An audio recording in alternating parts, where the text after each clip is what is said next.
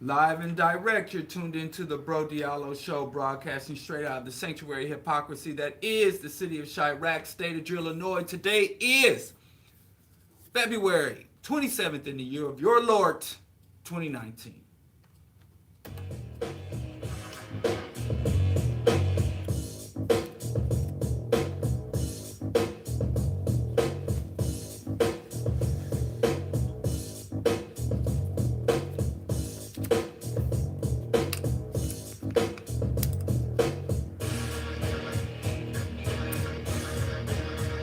All right, cut. All right, let's jump in. Wait. Okay, this is Bro Diallo Show, as I've already stated. I'm broadcasting live on AM 1680, Q4.org. I'm also on the TuneIn app, iTunes Radio. You can also find me on the video feed of my YouTube page, Diallo Kenyatta on YouTube, and on my bunker account, because my main account is suspended. Facebook has suspended me. I'm on the downslope of a 30-day suspension for posting hate speech, hateful, horrible things that I've said. So you can find me at the other account, continuing to say hateful, horrible things, I suppose. I mean, I guess one man's hate is another man's critical analysis. I don't define myself as a hateful person. That's not how I see myself, and I don't see hatred in the things I say. But the Facebook algorithm begs to differ. You know, and who am I to judge the conclusions of a multinational, heartless, bloodthirsty, parasitic corporation? Obviously, even if their judgment isn't as astute as mine, their power extends beyond mine. So if they say I'm hateful, and I see myself as not hateful, I get the consequences of hatefulness. Now, when I first started getting suspended from Facebook, my people started reporting my account. It's because I was bumping heads with some pretty aggressive, misandrist black feminist. And all I was doing, again, just sharing what I thought was astute analysis. And they would report my account. And without review, they would just, if you get reported, then they would suspend your account. But a couple of times they had reviewed my account and ended the suspension early, because they found that what I had said wasn't actually hateful, even though they got it. So I had found out that there were people doing these report campaigns.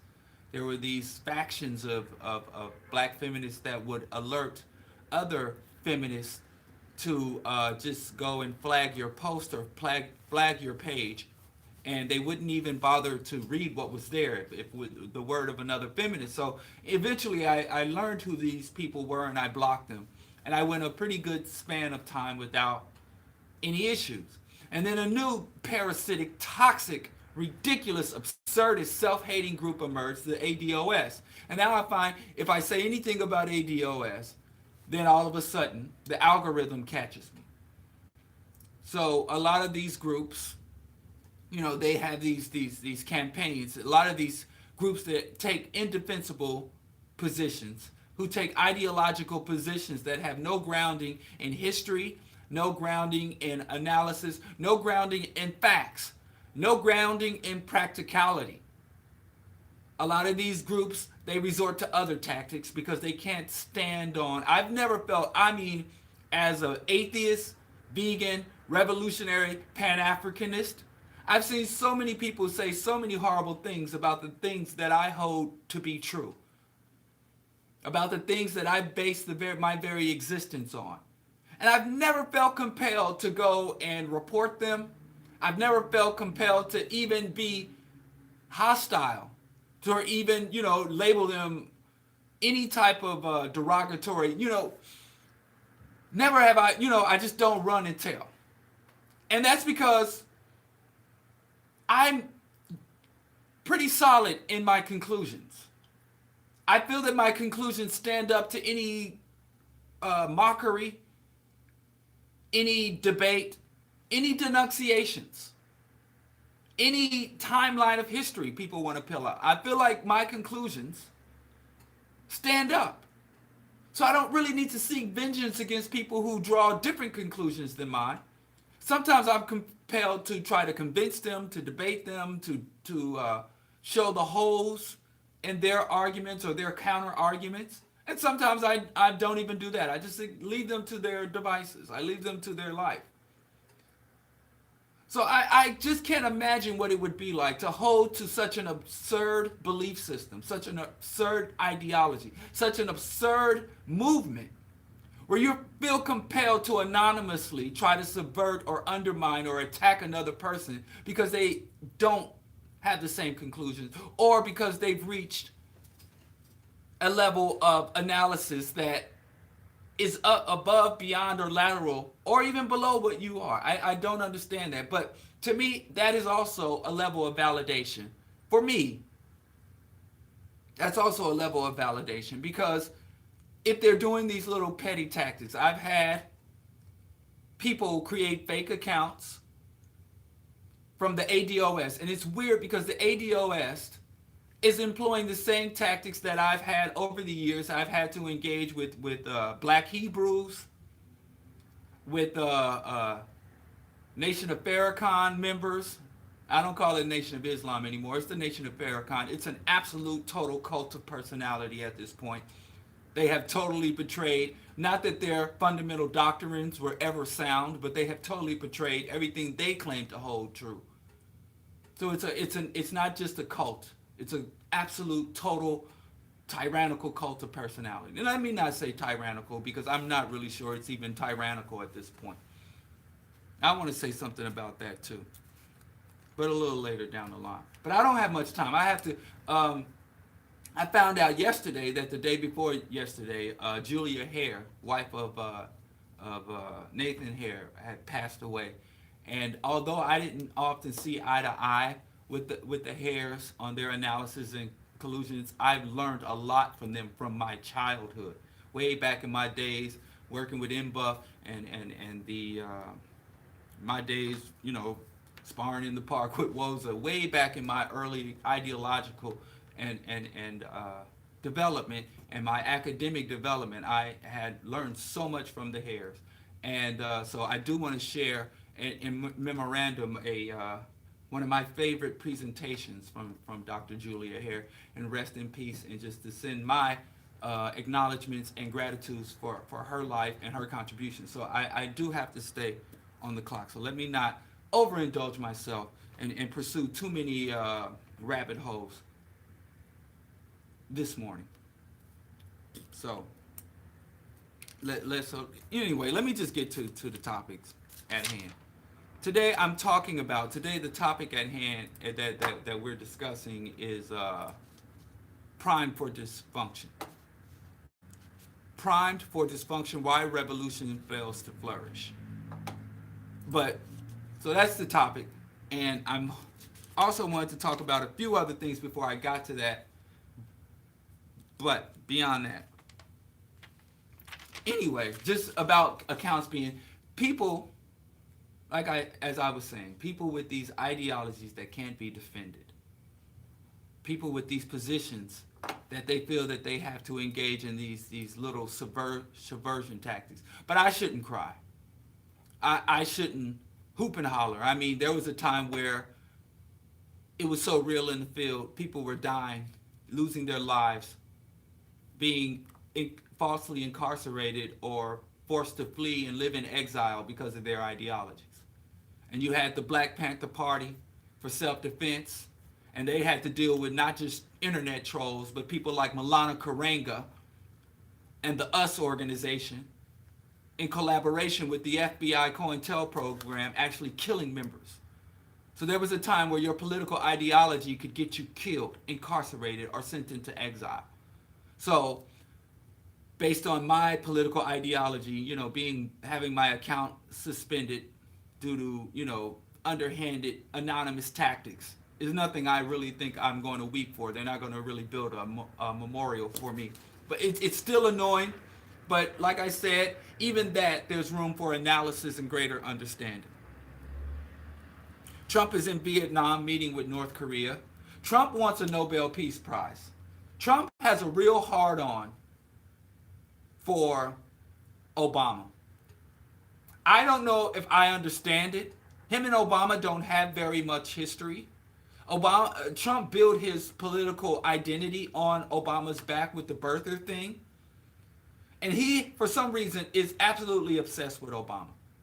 He wants to not, everyone understands, like everything Obama did in his 8 years term, the Obama administration did, Trump has two policies. He either wants to undo it or outdo it.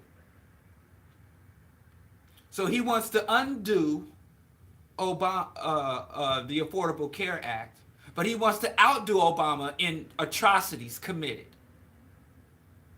He wants to undo Obama's accomplishments in the EPA, environmental regulations, signing the Paris Accords, and he wants to outdo Obama in toppling sovereign governments. It's really weird. I mean, I wouldn't be surprised if Trump forced his porn star prostitutes that he's raw dogging to wear Michelle Obama mask. It's that weird at this point. How Trump is so on Obama's tip. You know, you remember that movie, Single White Female? They should remake that movie starring Trump and Obama. Married white male. Because he is everything I see everything he does in office. Now there's a whole nother aspect to the Trump presidency that nobody pays attention to. The aspect of the Trump presidency that nobody pays attention to, because everybody hates Trump. That's another thing. We could remake that Everybody Hates Chris show and take it to the White House. Take it from the projects of Brooklyn or to the working class neighborhood of Brooklyn to the White House. Everybody hates Trump. And you think if everybody hates Trump, except for he's the king of the hillbillies, he's the king of the rednecks, he's the king of the white trash. But anybody of significance, any white people of power, influence, education, the only people that like Trump are the people who are too stupid to do anything else. These are white people that still have rickets and smallpox and use the bathroom in our house. And I know some of y'all, how dare you, especially even some of you progressive whites, you don't stereotype. You have to understand people. No. Let me tell you something. I've been to Tennessee. I've been there. I've seen it. Arkansas, I've seen it with my own eyes. I've been to Ozark Mountain Country. I've been there. I've been in Branson. I've been in the Ozarks eating saltwater taffy, riding in hollowed out logs. In some lagoon lake or on the Mississippi River. I've seen this with my own eyes. There are still deliverance type white folks out there. And there's a lot of them. They're just spread. They're just scattered through flyover country. And those are only people that truly like Trump. And here's the ironic thing. The kind of white people that like Trump have no physical access to Trump. These are not the kind of white folks that you will ever see on a cabinet or at Mar-a-Lago or in Trump Tower or any of the affluent, wealthy, opulent places that Trump likes to go. None of the white people who actually like him. The only people who can afford to be in Trump's sphere are the people who hate his guts. But the caveat is Trump is one of the most useful idiots that has ever sat in the White House. And I know black people, we get offended when white people say he's the worst president ever. And we like to point out to white folks that there were presidents who literally owned slaves, who owned other human beings, who raped other human beings. There are presidents who participated in the purging and mass slaughter of Native Americans. And white people are looking at you like I said, he's the worst president ever. So in order for you to convince white people, liberal whites, progressive whites, your white allies, that Trump is the worst president ever, you have to find presidents in the past who have done great harm to white people. Even your white friends, even your white allies don't give a damn about you. Black lives don't matter. We wouldn't have a Black Lives Matter movement if Black Lives mattered. You wouldn't have to have an animal rights movement if animals had rights. Understand. Black Lives Matter is still just a slogan. It's a hashtag. It's an idea. It's not a reality. So convincing your white, even the good whites. So stop being so offended. Stop collapsing when the good white people with their pumpkin spice lattes at your woman's rally and their pussy hats say that Trump is the worst president ever in America. And then black people swoon, oh, how dare you say this? There are much worse presidents. And you ain't even got to go to the slave. Woodrow Wilson was a monster. Roosevelt. Teddy Roosevelt was an absolute monster. And he was dumb as hell. Brutish and dumb. But then again, did these white people, white presidents, offend white people? Directly harm, brutalize, or hound white people? Because if you can't tell white folks how any president before Trump has directly harmed white folks, they don't give a damn.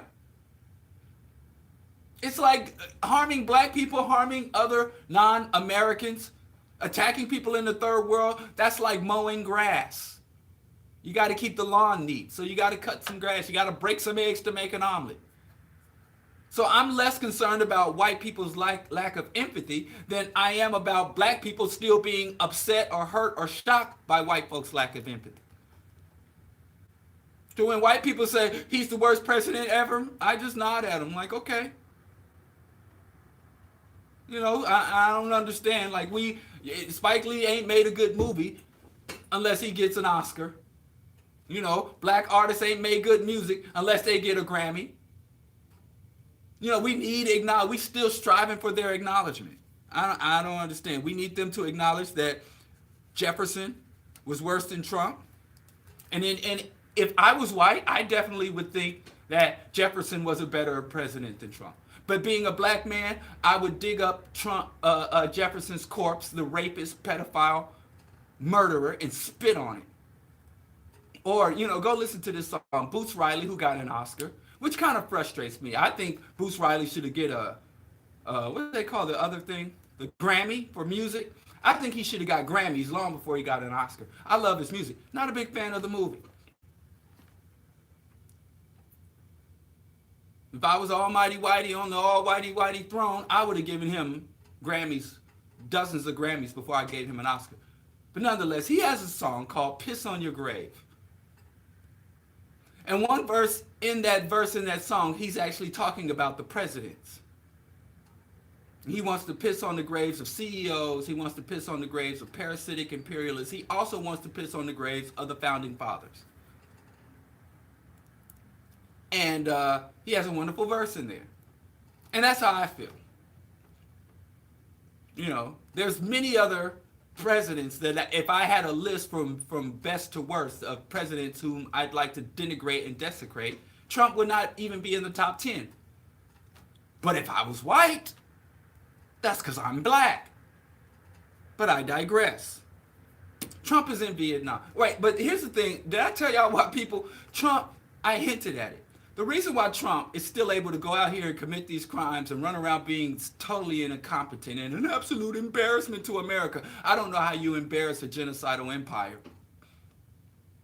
What did Professor Mackey's grandma say? The bugger got no shame. These people are not embarrassed. They can't be embarrassed. They feel no shame. They feel no empathy. The only thing they feel is bloodlust. That's the only emotion. Greed, bloodlust. But I digress. Trump is a very useful idiot. So even though Wall Street hates his guts, even though the Republican establishment hates his guts, even though the investor, the financial class hate his guts, even though the modern industrialists hate his freaking guts, they've never had a president that was so willing to open up the government to their exploitation. This is a full-on smash and grab situation here. These moneyed interests, these elite interests are snatching everything. And not only is he allowing them to take everything they want, he is not enforcing any laws, regulations for pollution, for financial services, for banks, even the Pentagon. The military hates Trump. Trump has insulted and denigrated the military from before he took office. Even back when he said he had bone spurs during Vietnam and he couldn't enlist because he had bone spurs, which was a lie. His father had a doctor lie on his paperwork to avoid the draft. And then he said the thing he was most in danger of during Vietnam was catching VD because he was screwing so many women while working class and poor people, American citizens, were overseas committing genocide, but dying. A few of us died while we were committing genocide on Southeast Asia. So he's insulted them. While veterans were overseas dying, he was like, well, I was at risk too during Vietnam because I was at risk of catching VD because I was screwing your girlfriends and screwing your wives while you were overseas killing for the empire and dying for the empire. The Pentagon hates Trump. But Trump, who is, by constitutional decree, over the military, supposed to be the executor, the overseer of the military, has even told the military, you can have all the money you want and you can do whatever you want and I'll rubber stamp whatever you do. Don't even tell me about it. Go out and conduct your affairs as you see fit without any level of oversight. And I know what this feeling is like. So even though everyone hates Trump, nobody wants to get rid of Trump in the elite arena. And I know what this feels like. I used to work at Wendy's when I was in high school. And I had one supervisor that sat in the office. He went and locked himself in that little office in the back of the Wendy's, and we ran the host, a bunch of snot-nosed high school. And there was one guy who was a pimp. An iceberg, slim, Cadillac, perm having, manicured, long fingernails pimp. And he was out on parole. And as condition of his parole, he had to hold down employment or he'd go back to jail. So he got a job at Wendy's. And he was pimping from Wendy's. And then it was another dude, my good friend. I don't know, you want me to say his name, Norman? There's a lot of Normans. Y'all don't know which one. And he was an athlete. He went to the college preparatory school. He was a middle-class black kid whose mother wanted him to develop some middle-class value, a worth ethic and middle-class value. So she made him get a job, even though he didn't have to have a job. And then there was me, who was grinding, who was there because it was work or die, grind or die. I wasn't there just to learn middle class or working class work ethic or values. I was there for toothpaste, underwear, and keep the lights on. Help my grandma keep the lights on.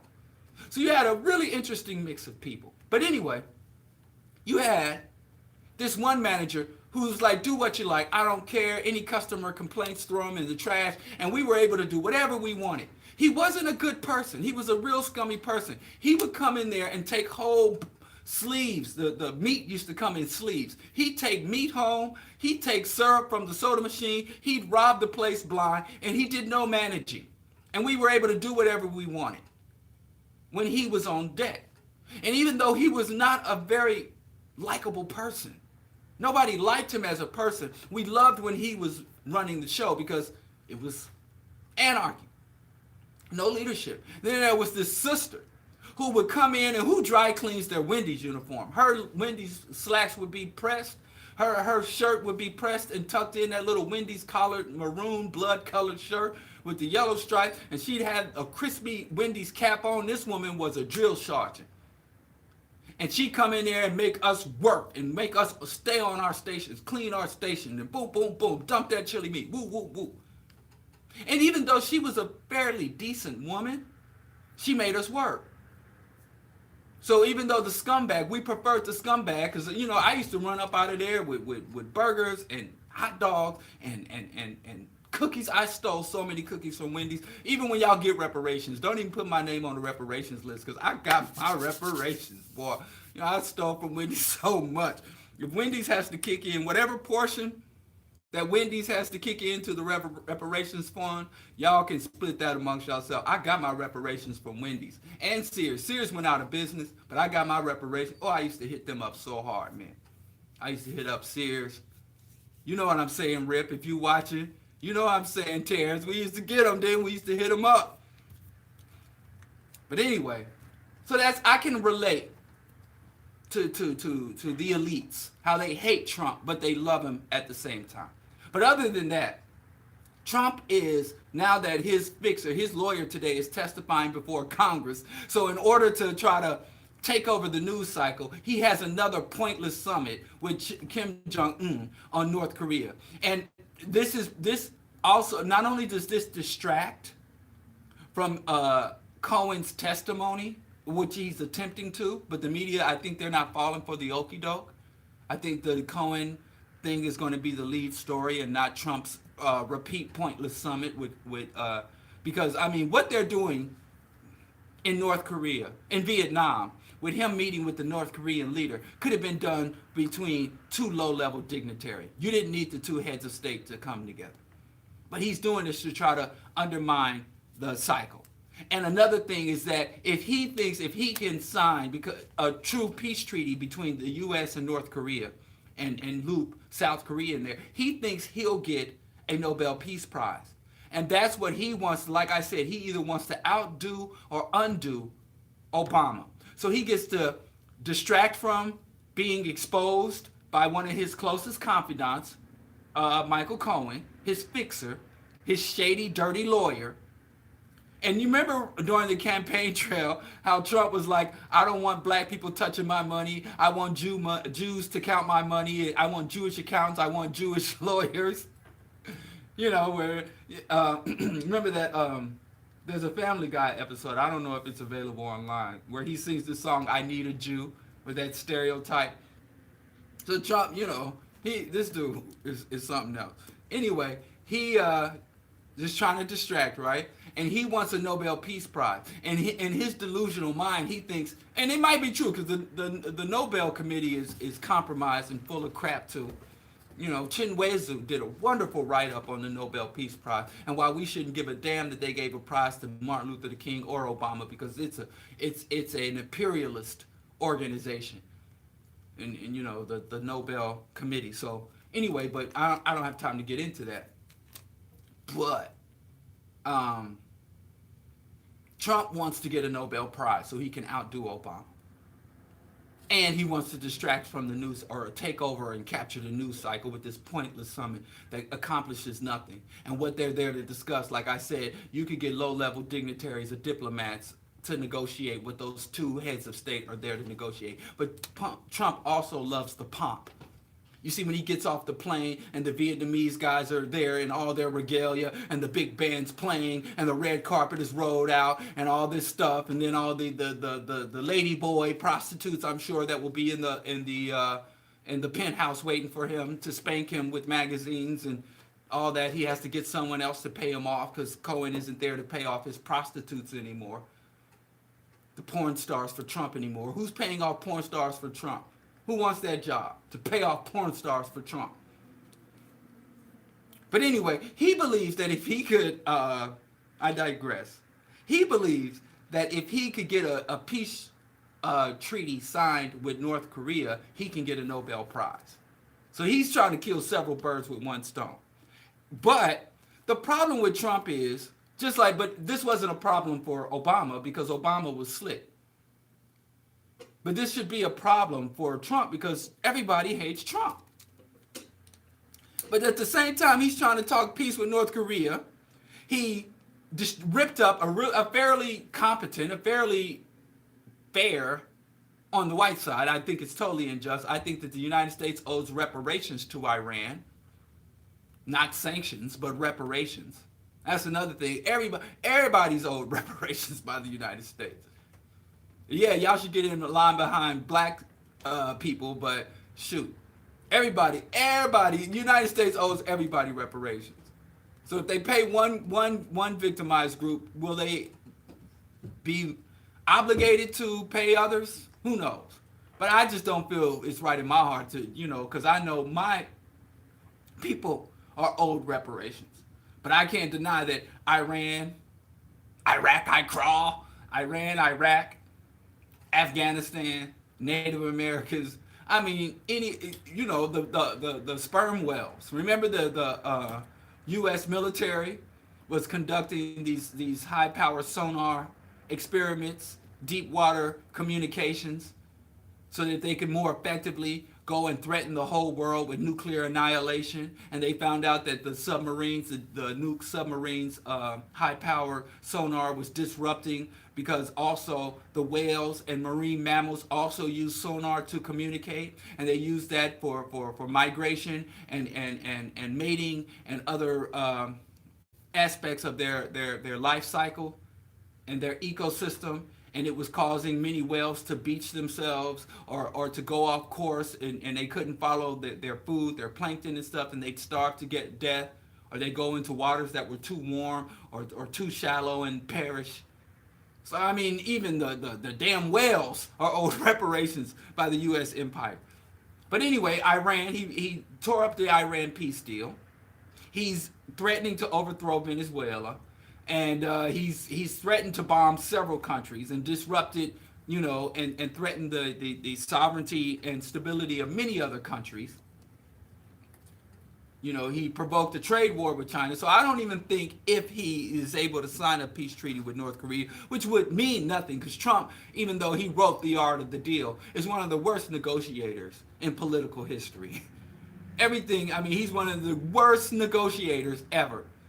So I don't know. I never read The Art of the Deal, but I'm tempted to read it. But then I found out he didn't even write The Art of the Deal. Like everything else, he doesn't build things. He just licensed out his name. I don't think Trump has read the Art of the Deal. And the United States is talking about Venezuela is a basket case that has been so poorly managed by the Maduro administration. But now it's coming out that that England has billions of dollars of Venezuelan money that they've stolen. The United States has stolen more than $4 billion from Venezuela, and the Citgo owned the gas station that's owned by the Venezuelan government. They're not allowing the company to send the profits back. They're putting the profits in escrow in U.S. banks and not allowing them. So they economically strangle the country, and then they say we have to overthrow the country because it's so poorly managed.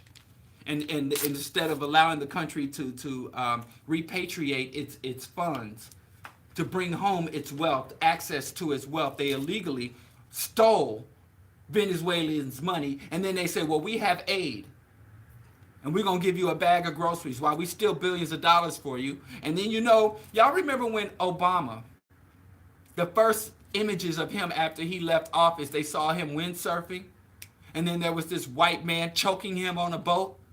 Oh, y'all don't remember the white man choking Obama on the boat? Y'all don't remember that? Go look it up. Go look up Richard Branson, Obama.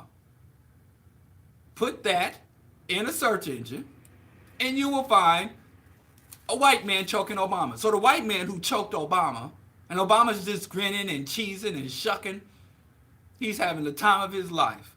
Because I guess when he was president, he wasn't able to coon as hard as he would, because that wouldn't look very favorable to his supporters.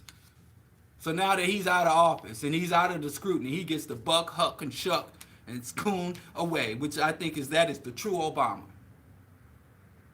So Richard Branson is also working with who is the best friends with Obama. Obama went windsurfing the first day he got out of office. He threw off that suit and threw on a life vest and jumped on Richard Branson's yacht, and they headed out to the Caribbean Ocean to go windsurfing. Now this same guy, Obama's stromie, Obama's homie, Obama's choke buddy, and go look it up. Obama's choke buddy is throwing a concert on the Colombian-Venezuelan border for peace. So now we know Sir Richard Branson is an imperialist, and Richard Branson and his hundreds of company under the Virgin umbrella wants access to Venezuelan oil. So now you have CEOs working with governments to overthrow governments. And let me tell you, in the next few years, there will be CEOs with private military contractors like the formerly known, the mercenary army formerly known as Blackwater, that will be overthrowing sovereign nations without even any government assistance. So now it used to be governments overthrew governments. Now we have governments in collaboration with multinational corporations and CEOs that overthrow governments. Now the governments are going to be overthrown and totally controlled. So that's a very interesting thing that Richard Branson is playing such a public role. Usually the corporations and their CEOs like to keep it low key, pretend that they're neutral. But now they're actively participating and actively using mercenary and for-profit militaries. Got some more bad news. Monday, when we were on the air, I played, our Holy Ghost celebratory music because R. Kelly is in jail. But now R. Kelly out. R. Kelly is out of jail. And R. Kelly was bailed out. R. Kelly claims he didn't have $100,000 liquid cash. R. Kelly should have followed Trump's racist idea and have some Jew accountants and Jew lawyers. I don't know. That's terrible. Anyway, R. Kelly didn't have $100,000 in liquid assets, so he couldn't bail himself out of $1 million bond, which $1 million I thought was relatively low for a serial child rapist. Like $1 million, maybe if you was a drug cartel, but a serial child rapist, I don't think he should have been given a bond. But that's me. But I digress. He was bailed out of jail by this woman by the name of Valencia P. Love, who is a woman of means, we can assume, because by the time she got $100,000 cash to drop on it, but it's a pretty safe investment. See, that's a hustle, because y'all remember when Beyonce and I'm sorry about that. When Beyonce and Jay-Z, the calendar don't line up with him and some of his love interests either. Him and Foxy Brown, and even he met Beyonce when she was a minor. So if we're going to do the calendar dance, or we're going to hold the calendar up on his love life, it ain't going to come out too clean anyway. So it wasn't as much of a slip as it could be, because, in a just world, if we started, scrutinizing everybody. But I digress. Remember when Jay-Z and Beyonce went to Ferguson, Missouri and bailed everybody out, and everybody was like, oh, thank you, son. We did the Holy Ghost dance. But, they got every dime of that money back.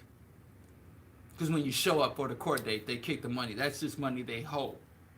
That's just to put an economic leash on you to make sure you show up for all court dates. And I'm pretty sure R. Kelly is not going to run. He's not going to run for it. Not at this stage anyway. This is the preliminary stage. I wouldn't be surprised if down the line he tried to run for it, but he ain't going to run for it this early. But anyway, this woman by the name of Valencia P. Love, she owns a restaurant called Love on the Blue. She also owns a child care facility. And some people are calling for a boycott of the child care facility and Love on the Blue. And Love on the Blue is online, and you could look it up. And people are going online to give ratings. The only thing I caution is sharing the address of the child care center. Because you might have some people who are justifiably outraged at R. Kelly, but might not have the level of self-control that the rest of us have. And I would just really hate for someone to show up at a child care center to protest this woman bailing R. Kelly out of jail. And you got a bunch of babies in there that don't know what the hell's going on. And they're, seeing people scream and yell and protest. So I would say, yes, boycott the child care center. It's a Christian child care center. Of course, the woman who bails out R. Kelly is a devout Christian. And don't get mad and think she's a hypocrite because your Bible supports pedophilia. There is nowhere I've been able to find in the Bible, King James Version, and there is even some speculation that King James, who was definitely a homosexual, but he also liked younger boys. I wouldn't go so far as to call him a pedophile because I don't know that yet, but I know that he was engaged in behaviors that were totally denounced by the Bible. But anyway, I'm saying, go to the restaurant, protest the restaurant, hoop and holler, go there and dine and dash or whatever, sit in, whatever you want to do to let this woman know that we're done with supporting people who support pedophiles. Let her know at the restaurant. But I would say the child care center, and there's some people sharing the address, I would just be more mindful at the child care center because the children can get caught up in the middle of that. And babies trying to come and go.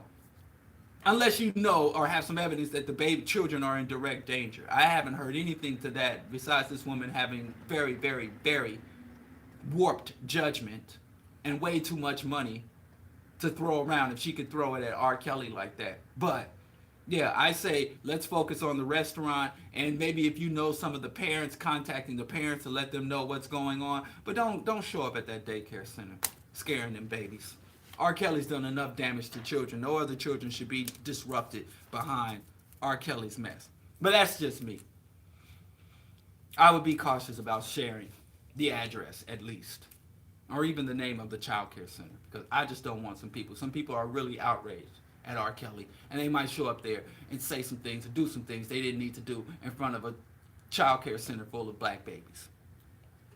That's all. But yeah, other than that, have at Miss Love and Love on the Blue, and it's Love on the BLU. It's all over the internet. She has a Facebook and a website. Go on there, and they've already crashed the waitings for the restaurant. So, you know, the digital internet activists are on point, doing how they do. So let's run to the topic. I always have this list of things.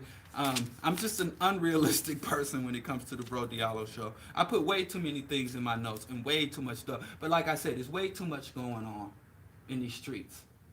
Y'all out here wilding, and I can't keep up. Y'all be wilding, son. Look, R. Kelly out. Hide your wife, hide your kids, and hide your husband, because he's raping everybody out here.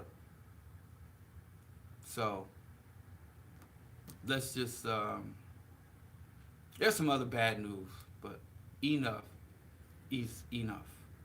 Moving on, let's talk about primed for dysfunction.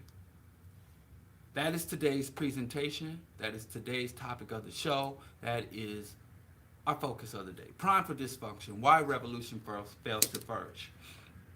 And the reason I'm talking about prime for dysfunction is throughout our time in the United States, but this also applies to Caribbean movements in the Caribbean movements, Black African liberationist movements in the Latin America. This applies really across the board, but let's just bring it on here to the United States, and just for brevity purposes. You'll see that many revolutionary movements fail. And so much as far as movements failing, that's not as much of an issue for me as our failure to sustain the ideology.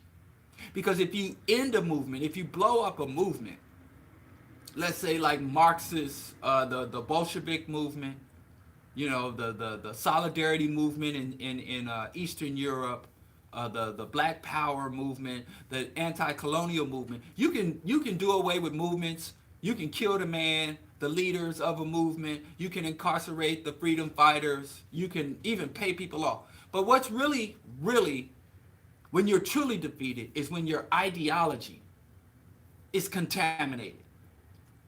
So like if you look at Afghanistan has literally, when white folks love to say, bomb them to the Stone Age. Afghanistan has been bombed to the Stone Age. And even though Afghanistan has been bombed to the Stone Age, they have no resources. They don't even have any more weapons, because remember, the arms supplier to the terrorists was the United States. So United States is going to war with people whom they've supplied arms to.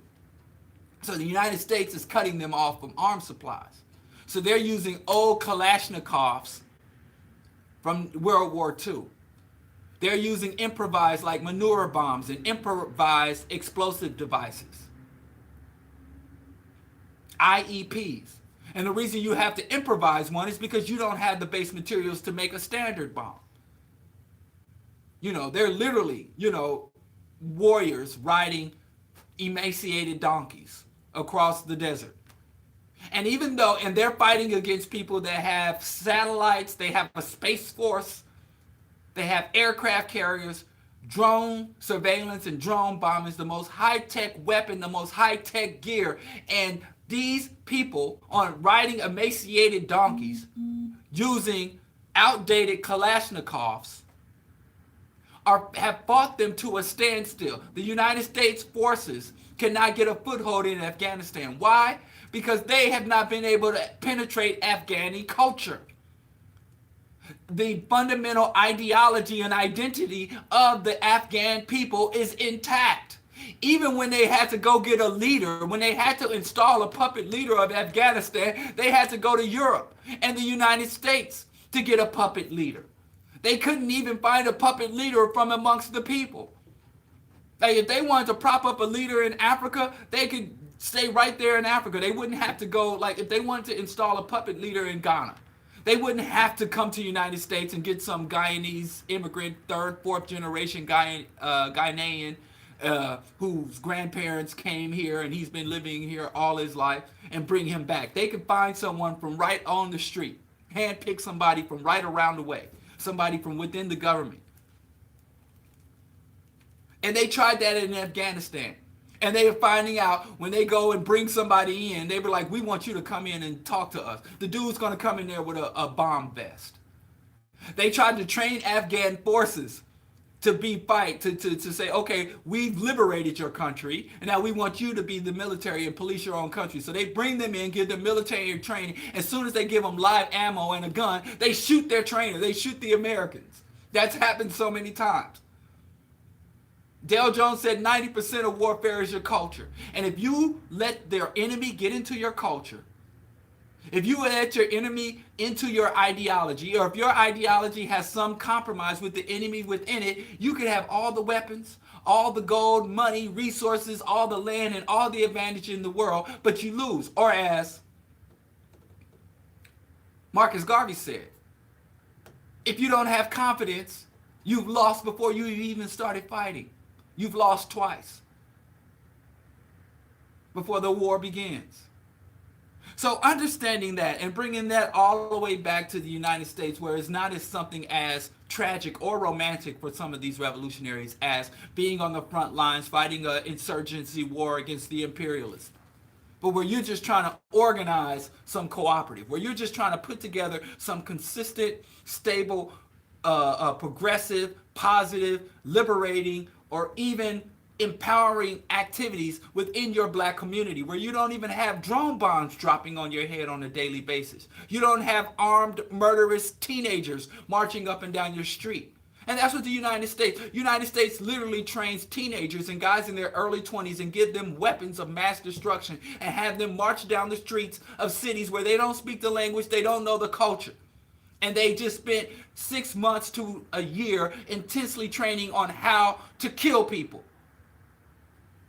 And we complain about our killer cops. But anyway, why is it so hard to get some positives, to get some good things going? And it's simple. The United States figured out pretty early that you can't suppress a large population of people simply by using violence. Now, they did their damnedest, terrorism. They knew that eventually they would need a large segment of any population that they seek to oppress to cooperate with the oppressors. And they found out that just giving people money or giving people status was not enough to secure the status quo. And one thing we really don't understand, because like I said, there was a long time, I don't hear it as much now as I used to, that in the black conscious community, that there was this mantra of stop blaming white people, stop focusing on white people, we need to focus on ourselves. And I don't know if you were around, especially in the 90s, if you were active in the 90s, you would hear that everywhere you went before Cosby got exposed. You would hear, they would say all the time, hey, you got to stop focusing on white folks. We're not here to talk about white people. We're here to deal with our problems. Like, as if whites aren't our problem. But you would hear this kind of rhetoric. But what no one ever figured out is that there are billions of dollars invested in studying black people, white people. Like now, if you're an academic, you can literally get grants, private or public grants, if you are going to study black people. There are white people in black schools, inner city schools. There are black PhDs in black churches. There are black PhDs in black welfare offices in black communities. People, there have been so many books published, so many peer-reviewed academic journals. There are so many detailed statistics detailing every aspect of black people's behavior, black people's culture, black people's interpersonal relationships. Everything from our dietary practices to our sexually transmitted diseases to our sexual practices to our dances to our fashion trends to our beliefs, goals, and aspirations. There have been academic papers and books written on our religious practices and the gospel music. They open museum exhibits, hip hop museum exhibits. There's about to be a gospel museum here in Chicago. They study us intensely. They're greatest professionals. They're greatest psychologists, sociologists, epidemiologists. They study every minute element of our life, from black fetal development to black aging to black death, how we bury our people. They study us. They watch us intensely and aggressively because they know black people present the highest threat to the status quo in the United States. And I'm not saying this to brag, oh, we so bad. J. Edgar Hoover said it. J. Edgar Hoover ain't got no love for black people, so he ain't gonna. It wasn't a compliment when he said black people represent the greatest threat to the status quo.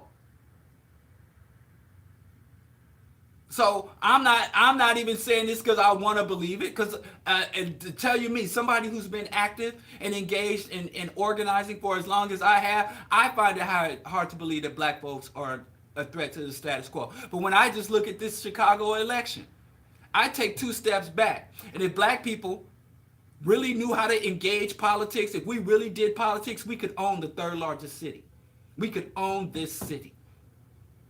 And we could do it without firing one shot, without throwing one Molotov cocktail, without one march or one protest. We could take over this city politically and by extension economically. We could take over the institutions and infrastructure of this city without trying. There's enough of us here in key position with key skills in this city. We could take over the third largest city. It's prime. We could have took over Washington, D.C., especially in the 70s and 80s. They used to call it Chocolate City, but we don't. And it ain't that we're just sitting around, because black folks are busy as hell. We busy making money. We busy building up and propping up these black Greek-led organizations, these mega churches. We busy. We're building. We're fighting. We're in the streets marching. We busting guns. We out here doing everything, but all the activities that black people do not coalesce into any black empowerment, let alone black liberation. It's like we're hustling backwards. Why? It is, as I stated, our ideology is messed up. So if your ideology is not on point, then your analysis, your worldview is not on point. And if your analysis and worldview based on your warped ideology and your dysfunctional analysis, then any agenda, any goals, any values that come out of that situation, it's going to be warped. Even if you win, you will lose. You can make a list, a 10-point plan like the Panthers had. Martin Luther King and the Southern leadership, the Southern Christian, the SCLC, Southern Christian Leadership Council, and SNCC. Everything black folks wanted and put on those lists we got. You had Martin Luther King go to the White House and put his floor chimes on the table and look at LBJ and be like, here's my list of demands. And King knew. He said, I could shut down this country. I could have every garbage collector, black garbage collector, every black grunt laborer in this country. And King was maneuvering to say, look, I'm about to go to Appalachia and get these poor white folks. And I can shut down. I'm going from a civil rights movement to a worker liberation struggle. And they already were talking about King is a communist. They said that King was trained and he was a communist agent during the Cold War. So they were scared that he was going to be a black Lenin, a black Trotsky. And he was in a position to do it. To call a general strike across the nation and to end capitalism. Forget getting rights for black people, shutting down capitalism. They were scared as hell. And they knew, they were like, if we kill King, America will burn. They killed King and America was burned. And they were like, we'd rather America burn for a year than have capitalism destroyed forever. But they knew, they say, if we keep killing King, we can't keep allowing America to burn. So that's when they really started to think, we have to corrupt, twist, and pervert this ideology. We have to prime black people for dysfunction. We have to make it so even if a black person becomes militant, even if a black person is discontent, even if a black person has a just goal and a good heart, no matter what, their fundamental worldview, their social theories, their ideology has to be so warped that even when they want to do good, it comes out wrong. We have to make it so that even the righteous black people are vulnerable to manipulation by demagogues and reactionary movements. And that's exactly what they did. And then you had, back in the 1920s, you had the largest movement, mass movement, cooperation, sharing and pooling of resources under Marcus Garvey ever in the United States. And the Garveyites were not like Dr. Umar Johnson. They were not these educated people with degrees. These were illiterate and semi-literate sharecroppers. Illiterate sharecroppers were able to come under the leadership of Marcus Garvey, who also had no formal education. He was a tradesman. He was good at his trade. But he had no formal education in theory, ideology, and philosophy. But he was self-educated, which is the only true education anyway, but I digress. And he created a movement that all the PhDs, all the Puff Daddy, black moguls, he was able to create a movement 100 years ago that we couldn't replicate today, even though we have more assets, more education, and more people that claim to be woke now than we ever had in the 1920s. And we could do it under more favorable circumstances. For a black man to stand up and say, I'm blacker than black, in the 1920s, you could get lynched. Today, you can go on the Oscars, you can go on the Grammys, and they'll pay you to sing a song about how black you are. So even now, even though we're in a better position to build for black liberation, it doesn't happen. When in a time where revolution was a high-risk proposition that could cost you your life. You could be, your granddaddy worked that farm, your daddy worked that farm, and you worked that farm. And you stand up and say, I ain't colored, I ain't no Negro, I'm a black man. And they'll burn your farm, rape your wife, and lynch you. And under those conditions, we were able to create more viable organizations than we are today. Why? It's because they have said, if you give black people all the freedom, all the resources they want, if their fundamental ideology, if their fundamental mindset is warped, then anything that comes out of that, even if they want to integrate or if they want to separate, if they want to join the corporations or they want to start a cooperative, no matter what they do, the white man will get paid off of all of that. It will all come to feed into our larger system. They do this through the formal education system, the mandated education system, schooling, and creating conformity, through mass media, through the targeted distribution of fiat currency, making sure that there are certain prominent black people that have all of the material success that they could ever wish for, and they allow those blacks to be on stage, up front, and prominent. And we believe that this is black success we could aspire to. But you see, when one of the most prolific, popular, talented artists can't even come up with $100,000. They tell us Beyonce and Jay-Z are worth $1 billion. But every time we see all these mega artists with all this mega money, every time they run into a problem, all of a sudden their assets are tied up. So one of the things is formal schooling, formal education, and mandated formal education. And then they talk about we need early childhood. Bobby E. Wright said the education comes from your community. You get training in school, but you get education into your community. Education is everywhere. My wife said when a child walks out of their house and he sees a dilapidated community with trash thrown everywhere, drug needles, he sees homelessness, he sees the struggle of his community, and his community does not have the ability or the will to correct itself. He said the child learns more in the 5-block walk to their school than they'll learn sitting in their school the whole day. Because that's the real education that the child is getting. So even if the child pays attention in school, if the child drops out of school, what really will impact them was understanding their state, their standing in the overall status quo. That's the real education that black children are getting. So even if I go on to become president, because the true education I got from my community is that black people don't have power, black people don't have standing, black people don't have value. That true education that I got from my community will trump the training I got in school, and I will perpetuate the system. And I will have more faith, hope, and aspire to feed the status quo than I will to build up black people, because it's hopeless. Or I will drop out of school and then start to just join the cycle of dysfunction, the spiral of genocide. So they say, well, they know how to allow us to develop. They know if they left us alone, we could build community. That we don't even need their money to establish community.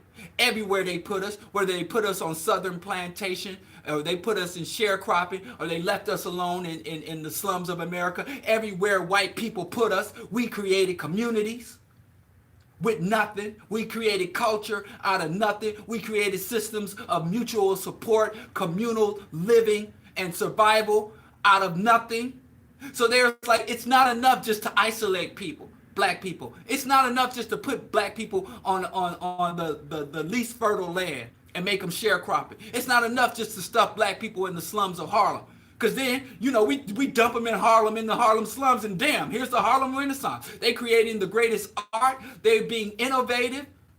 They're creating styles and technology that we can't even conceive, and we have to go steal it from them, of course. They down south. And some little uneducated black man that we castrated took the damn peanut and made 100,000 products out of one damn peanut. So they're like, it's not enough for us just to dump black people to the fringes of white society, to push them to the fringes and deny them access to resources. Because they make something out of nothing. Because Africa is still within us. The creative force of all humanity is still within us. So they was like, not only do we dump them in slums, we have to create diseases. We have to cultivate crime among them. We have to biochemical warfare. We got to put crack cocaine and heroin. We have to pump their communities full of degenerate anti-social media to break up that natural communal bond that they have.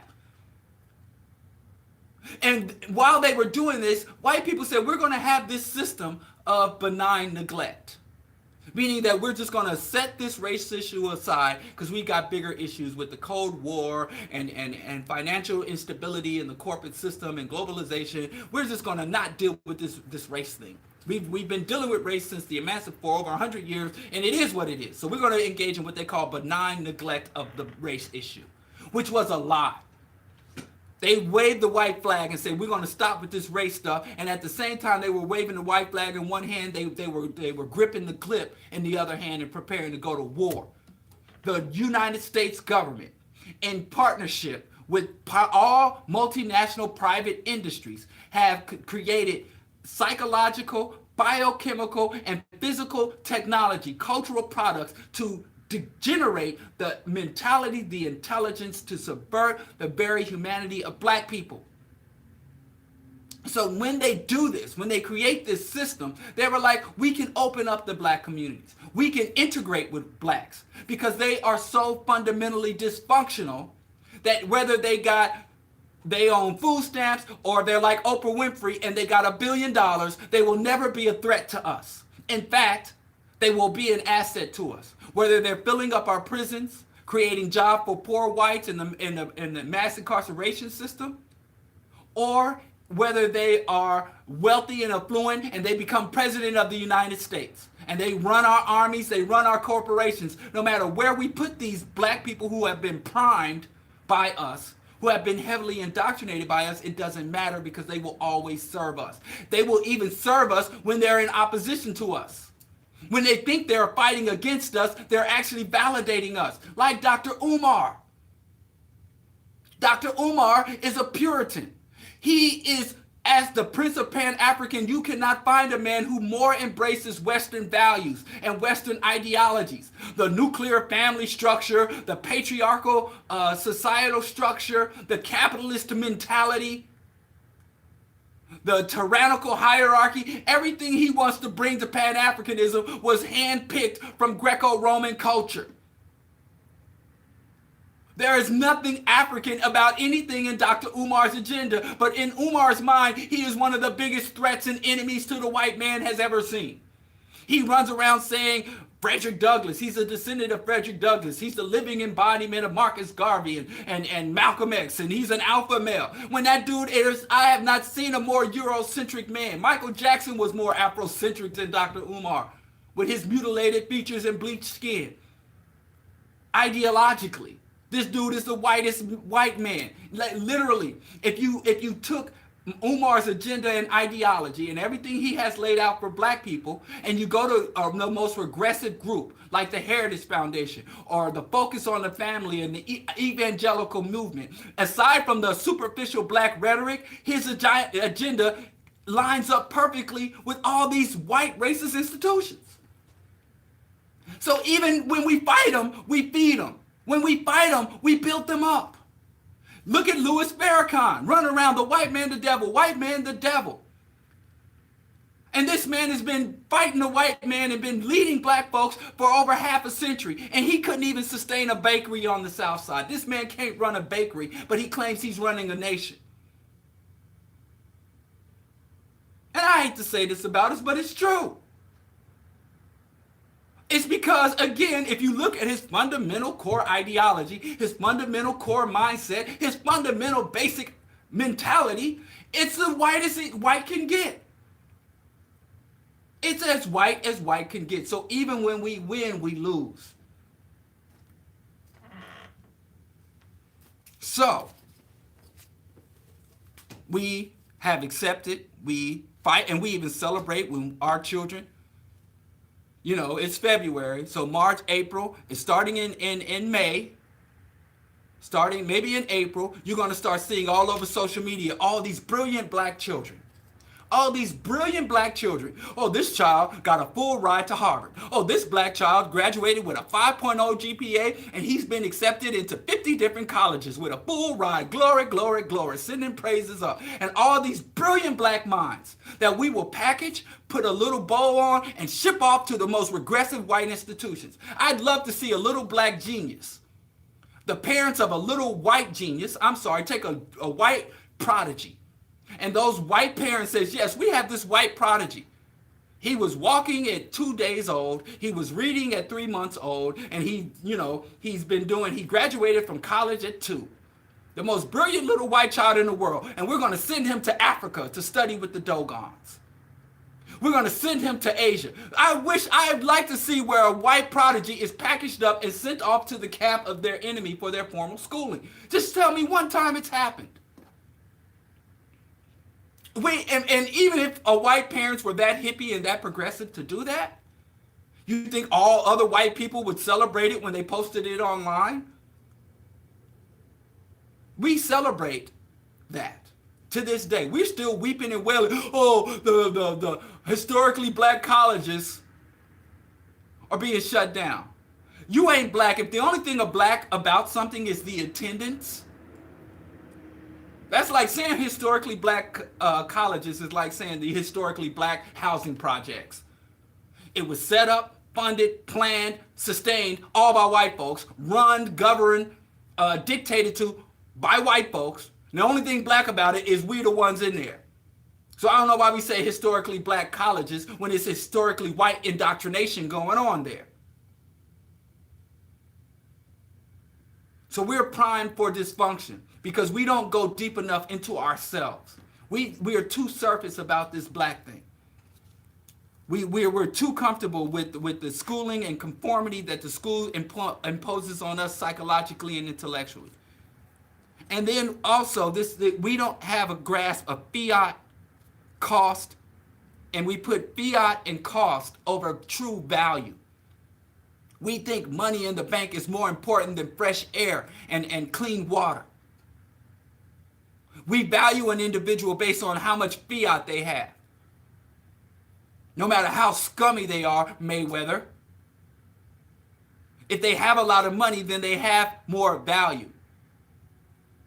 Their money, we ain't talking about with U.S. currency, which has nothing, even though they'll say it. Go look it up. You can go to any you can right now walk on the campus of UMK school, one of the University of Chicago, which is just a couple of blocks from where I live, trying to gentrify my hood.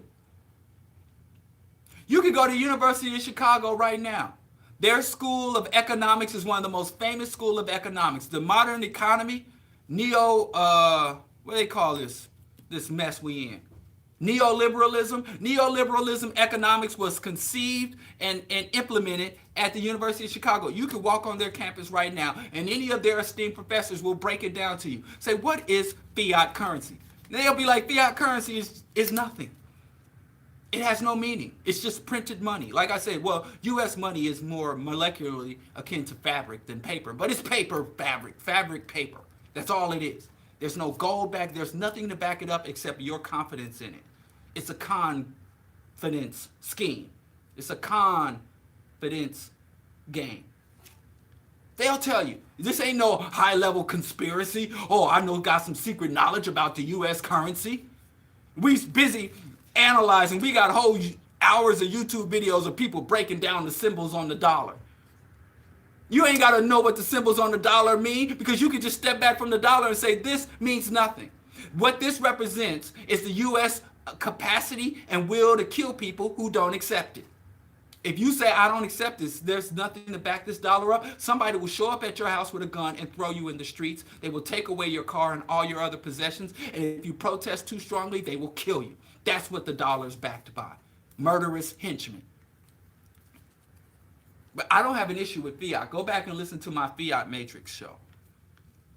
But we don't have a grasp of this. We don't separate cost from value. We don't understand the difference, and that's part of our fundamentally we need to understand it. And whenever you start to talk about these issues, reactionaries will tell you, oh, you about poverty. You support poverty.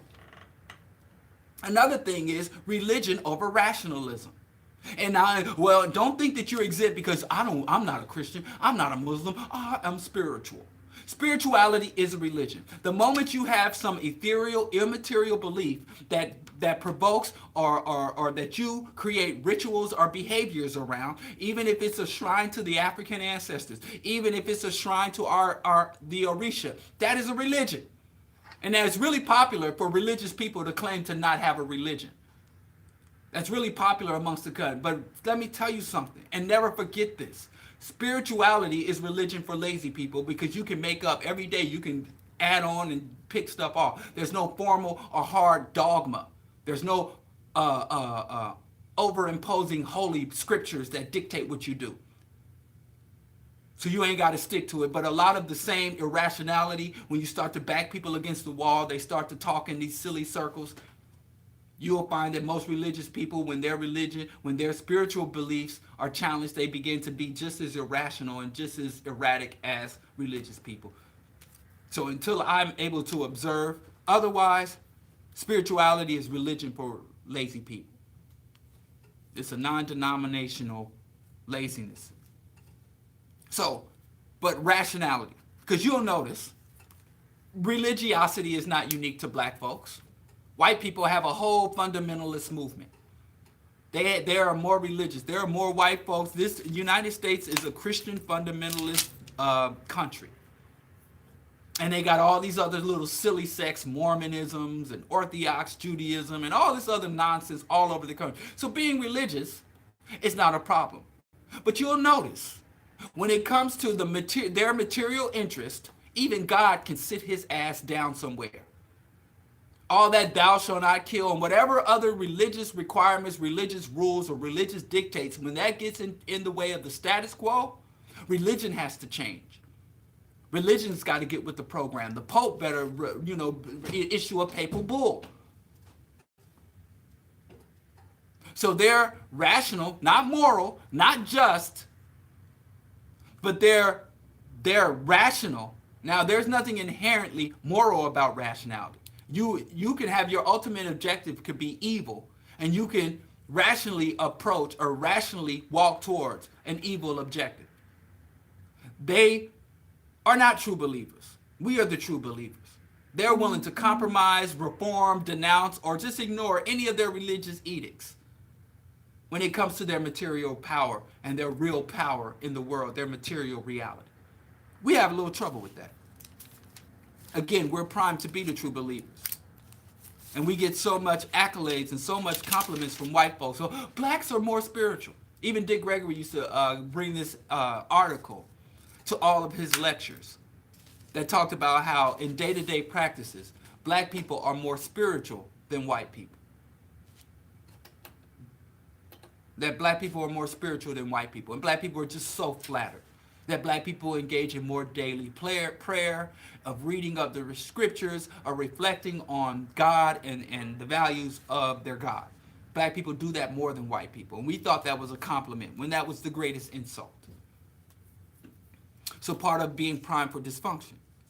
Well, let me try to pick things up so I can share some Dr. Hare with the community. Prophecy over constructed destiny. Because we are put religion over rationality, we also put prophecy over constructed destiny. The Lord will make a way somehow. When here beneath the law, the cross I bow, and even in the secular world, everything's going to be all right. So we believe that there is some ultimate, like Dr. King mistakenly said, the arc of history is long, but it leads towards justice. There was nothing to back that statement up. So we believe things will get better over time. Just because things get better over time. You progress. We're always going to be processed. Just give it time. And that goes back what we're primed to. And then patriarchal and paternalistic organizations. We want the same hierarchy and power. Integration and separation. I don't support integration or separation. You got some people that's like, yeah, we need to be made white. We need to join with America. We need to be full American citizens. Other people are like, oh, we need to get our own territory in America and stay away from white people. Or we need to pack up and move to Africa. Neither one of those, both of those are reactionary and absurdist movements. Why? Because both integration and separation leaves the global white domination intact. It just moves us physically. That's like if your house is on fire and you say, well, I'm a separatist. My house is on fire. Well, the fire's in the basement, so let's move to the top floor. And it's not as hot on the top floor. It's not as many fumes on the top floor. So the only thing you've done by separating yourself from the fire is delayed. So even if you say, I want territory in America, you're moving to the attic when the fire's in the basement. But let's say you're like, well, I'm not like that. I ain't trying to get black limited free territory in America. I'm going to move next door. I'm going to move 3 houses down. But if you leave the fire unchecked, guess what's going to happen to the whole damn block? And now with these forest fires, you're seeing whole towns burn up. So separation and integration are pretty absurd. What we need to be fighting for, if we were truly conscious, if we weren't primed for dysfunction, we'd understand that we have to overthrow and replace this system. There is no escaping it, not even on the continent of Africa. I had a brother that went to Africa, and guess what he's doing in Africa? Struggling against U.S. Imperialism on the African continent. That's what he moved to Africa. So if you ain't moving to Africa to fight, why are you moving to Africa? Because the struggle is there in Africa, just like it's here. There's no escaping it. There's no sanctuary. So, but again, you got black people who think because they're not integrationists, because they're separatists, because I'll only marry a black person, and I'll only be around black people, and I only eat black food, and I only shop at black businesses. And we really think that is absolutely, none of that is a threat to the status quo. I am so sorry to say. So what does that mean? That since we're primed for dysfunction, and we got all these fundamental warped ideas in our head, that means that that organizations or individuals that are willing to feed off of and feed into our dysfunction will always be more successful than organizations or black bodies that go against our internal dysfunction. See, revolutionary organizations don't just fight against the system. They fight against the ingrained mentality that's in you. So you join a revolutionary organization, you will be examining and questioning yourself as much as you're examining and questioning and opposing the system. But if you join a reactionary organization, they will feed off of your dysfunction. See, black people are primed to have a disfavorable view of Africans. Black people are primed to have overdeveloped sense of self and ego. So if I start an organization like ADOS and I tell you you're separate and different and even special, more special than the Africans anywhere else in the world, and that fiat, that cost over value thing, where in this moment, because of your specialness, you're going to get some money. And when you get that money, you're going to have access to all things that living in an empire has to offer. Cheap consumer goods, year-round food, and a bunch of desperate people that are willing to do labor for you or starve. A movement like ADOS is very attractive to our people because we're primed for it. A cult like the Nation of Islam will thrive for years after real organizations like the OAAU and the Black Panther Party and the Black Liberation and the Black Guerrilla Family are blown up. Deacons for Self-Defense. So black people who are truly revolutionary, we shouldn't really feel ashamed. Because a lot of these reactionary organizations like to parade in front of us. These black Greek letter organizations, the black church. We've been here for 100 years. We have a membership of 100,000 people. We have $1 million in the bank. And you ain't got nothing. It's not because they're more effective than us. It's because they are parasites. And they are feeding off of what black people are already. They are feeding off of the dysfunction. And they are feeding into the dysfunction. And if you are challenging the dysfunction, if you're challenging the indoctrination, if you're trying to go against what we were primed for, you're going to have a harder time, but it's more worthy work. Because let me tell you something. If you can get 1, 2, 3, 4, 5 black people that are willing to engage in this unpleasant, and I've done it, and it's not pleasant work on myself and with other people. But if you can get 5 black people that have gone through and have been really examined the deep-seated indoctrination, and they're willing to go through that academic, intellectual, for some of you it's spiritual, ideological, cultural work, 5 black people that are fully awakened are more of an asset than 5,000 black people who are still primed for dysfunction. And we shouldn't. And, well, another word for prime for dysfunction, that's another element of menticide, or another way to say menticide, which is what I probably should have called, the show Menticide.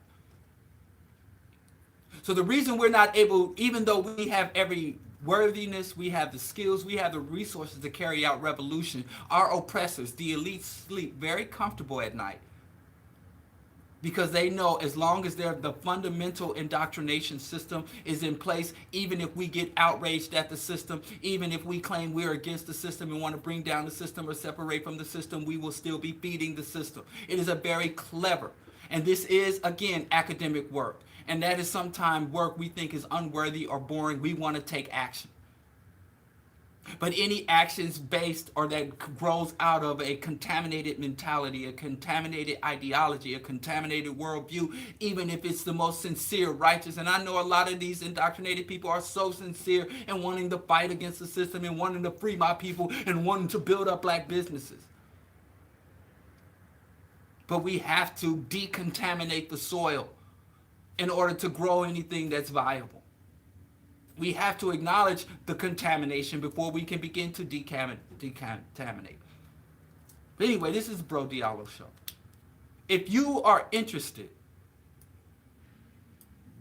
in having an uncompromised voice, because I know there are other brilliant black folks out there. I've talked to some of them. And they can't say what they want to say.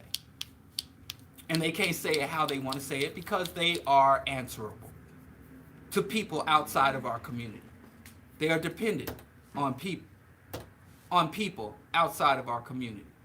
So what we have to do is start to independently support independent voices. If we want independent voices, if we want everybody we hear to be filtered through some profit-driven or corporate controlled or government owned entity, then so be it. But if you want independent, you got to support independent.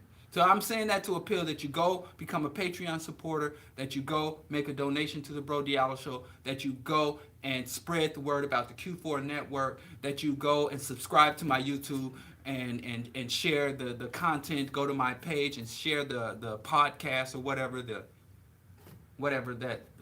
MP3 of the show. You can download it yourself and share it and all of that. Help get the word out. Because if we value independent media, we have to support independent media. Or you can just go listen to that fathead dude that wears the ascot and dances the robot dance. Or what do I got? Maybe I should get an ascot and start dancing the robot dance and join a fraternity. I don't know. Whatever it takes. If that's what the people want, got to give the people what they want. Anyway, Bro Diallo Show. Thanks for listening to it. Now that we understand why we fail, we can start to construct agendas for success. I want to share with you some music. Boots from the Cool, he won a Grammy. I'm always been a bigger fan of Boots' music. I wasn't a bigger fan of the movie, but y'all loved it, so, more power to you, maybe. But it just didn't speak to me. Maybe my senses of taste are not as developed. But I'm going to share some Boots Riley Cool music, because that's where I think Boots really shine. And so we're going to share some music, and then we're going to have some words from the late, great sociologist, Dr. Julia Hare. May she rest in peace. And I'll be back live Friday morning with another Bro Diallo Show. Stay tuned, but we still got some good content. Don't go anywhere. Peace. I fly like paper.